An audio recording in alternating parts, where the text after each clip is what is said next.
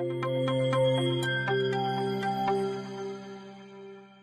everyone, welcome back to your RPIT YouTube academic channel. First of all, my name is Diksha. I'm senior nursing tutor, RPIIT campus Pastada, Karnal. Today, I have discussed my previous topic, type of assessment. So in this session, I have discussed about third type of the assessment. ठीक है, हमने पिछली video में दो type पढ़ लिए थे assessment के, कंप्रहेंसिव एंड फोकस. तो इसमें पढ़ेंगे ऑनगोइंग. ऑनगोइंग में क्या होता है हमारा फॉलोअप के लिए बुलाना. ठीक है, फर्स्टली हमने कंप्रहेंसिव में क्या किया था, डिटेल हिस्ट्री ली थी. ठीक है, और फोकस में था हमारा कि जो भी चीज़ हो रही थी उसके ऊपर फोकस कर रहे थे. ऑनगोइंग में अब क्या कर रहे हैं, फॉलोअप के लिए बुला रहे हैं जो भी स्पेसिफिक प्रॉब्लम थी पेशेंट को. जैसे कि पेशेंट आया, हमने असेसमेंट की, अच्छे से मेडिसिन दे दी पेशेंट को और 10 दिन के बाद फॉलोअप के लिए बुला लिया. तो इसमें क्या करेंगे, फॉलोअप और मॉनिटरिंग स्पेसिफिक प्रॉब्लम. दूसरा पॉइंट आ जाता है broadens the database and allow the nurse to confirm the validity of data obtaining during the initial assessment. हम क्या करेंगे, नर्स को बोलेंगे कि जो भी पेशेंट का डाटा था उसको अच्छे से कंफर्म करो, वैलिडेट करो डाटा को. ठीक है, जो हमने इनिशियल असेसमेंट के दिन किया था या आज के दिन जो कर रहे हैं वो कैसा है, कितना फ़र्क आ रहा है उसमें. देन थर्ड पॉइंट आ जाता है systematical monitoring allow the nurse to determining the client response to nursing intervention and to identify an other problem. ठीक है, आगे जाता है हमारा sources of data collection by assessment method. ठीक है, कि कौन कौन डाटा कलेक्शन सोर्सेज मेथड क्या क्या है. तो हमारे इसमें जाते हैं हमारे दो primary sources and secondary sources. Primary sources में क्या आएगा हमारा, the client should be consider the primary source of the data as much information as possible so the greater from client as both interview technique and physical examination skill. Primary sources क्या होते हैं, खुद जैसे हम ले रहे हैं patient का. ठीक है, तो खुद पेशेंट बता रहा है हमें. ठीक है, क्योंकि सबसे ज़्यादा अपने बारे में खुद पेशेंट ही बता सकता है. ठीक है, उसको क्या प्रॉब्लम है, दूसरे नहीं इतना बता सकते हैं. ठीक है, तो हमने जितना भी पॉसिबल हो चुके हमने क्लाइंट से इन्फॉर्मेशन लेनी है. यूज़ टेक्निक क्या यूज़ करनी है, तो इंटरव्यू टेक्निक यूज़ करनी है या हमने खुद उसकी बॉडी का फिजिकल एग्जामिनेशन करना है. सेकेंड आता है सेकेंडरी सोर्सेज. सेकेंडरी मीन्स जैसे लोग बता रहे हैं, न्यूज़पेपर में देख रहे हैं हम. ठीक है, तो data sources from other than the client. देखो, क्लाइंट से ना पूछ कर अदर से पूछ रहे हैं, उसको बोलते हैं secondary. Are consider secondary sources, जैसे फैमिली मेम्बर हो गए या अदर हेल्थ केयर प्रोवाइडर जिसने पहले वो कहीं एडमिटेड रह गया तो सेंटर से एंड मेडिकल रिकॉर्ड से या फिर उसकी रिपोर्ट्स वगैरह को फाइंड देख कर. ठीक है, आगे जाते हैं हमारे type of data collection by assessment method. ठीक है, तो फर्स्ट है सब्जेक्टिव डाटा, दूसरा आ जाता है ऑब्जेक्टिव. ये भी सेम ऐसा ही है हमारा. सब्जेक्टिव खुद पेशेंट बताएगा, ऑब्जेक्टिव नर्स ऑब्जर्व करेगी या फिर रिलेटिव बताएंगे. तो सब्जेक्टिव डाटा कलेक्शन क्या हो गया, are data form the client point of the view. ये जो पेशेंट है उसके पॉइंट ऑफ व्यू से देखेंगे. Providing verbally by the patient, या पेशेंट वर्बली बता रहा है एंड इंक्लूड अपनी फीलिंग को असेस कर रहा है, बता रहा है, एक्सप्रेस कर रहा है अपने परसेप्शन जो सोच रहा है उसको बता रहा है. कंसर्न जो भी इसको अपने हेल्थ से रिलेटेड है. Interview is the primarily method of the collecting subjective information. वही कि पूछ रहे हैं उसको इंटरव्यू भी बोल देते हैं एक तरीके का. तो एक प्राइमरली मेथड है किसका, कलेक्ट करने का सब्जेक्टिव इंफॉर्मेशन को. Step of the collecting subjective data, तो आगे इसमें भी स्टेप आ जाते हैं कि क्या पूछेंगे हम. तो सबसे पहले है बिगिन दी पेशेंट्स मेन कंसर्न आएगा चीफ कंप्लेंट के ऊपर कि पेशेंट को हमने मेडिसिन दी, एडमिटेड कर लिया, अगले दिन क्या चीफ कंप्लेंट आ रही है, आराम आया कि नहीं आया है. Second reason of seeking health care. ठीक है, उससे हेल्थ केयर के बारे में पूछेंगे. Thank you for the watching my video. Please like and subscribe RPIT YouTube academic channel. Continue the topic, join my second session. Thank you.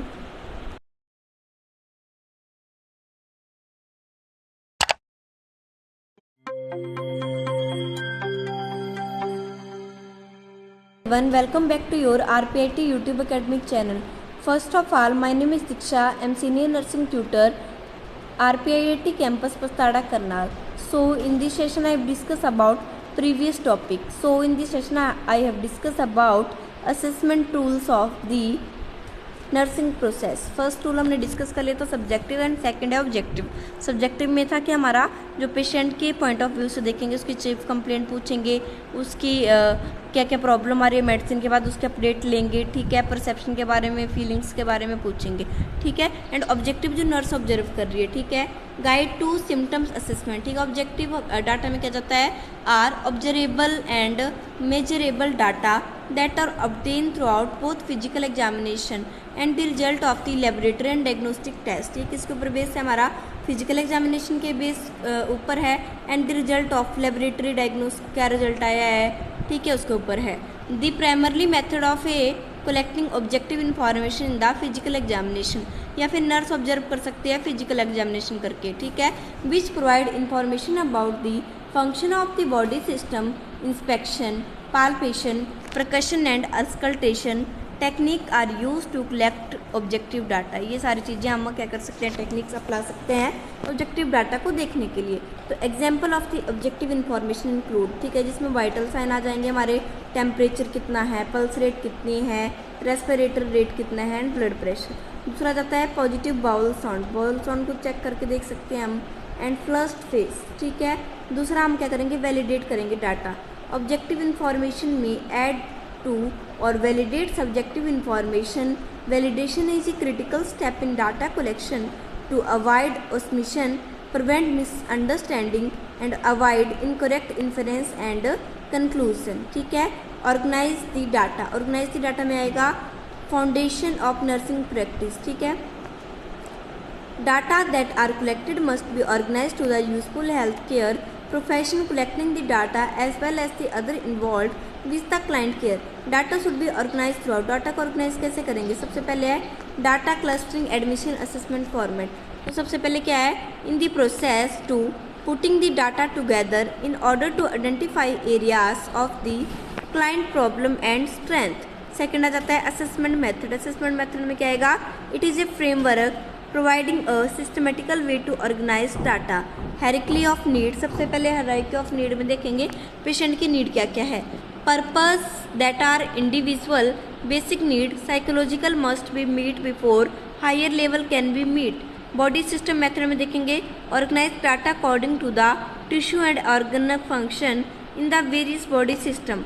Function health pattern में क्या आएगा, cluster information about client habitual pattern and any change to determine if the client current response functional or dysfunctional।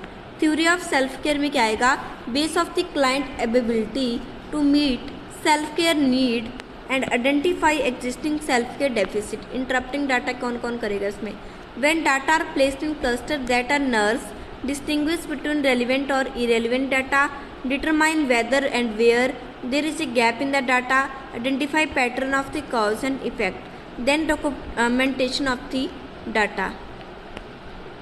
assessment data must be recorded and reported। the nurse make a judgment about data can be reported immediately। ठीक है, assessment जो भी data है उसको record and report कर लेते हैं according to their judgement, ठीक है।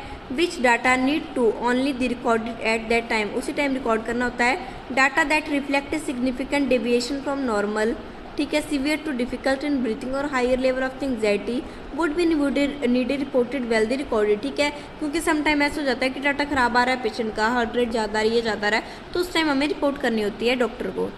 Thank you for the watching my video. Please like and subscribe RPIT YouTube academic channel। Continue the topic, join my second session।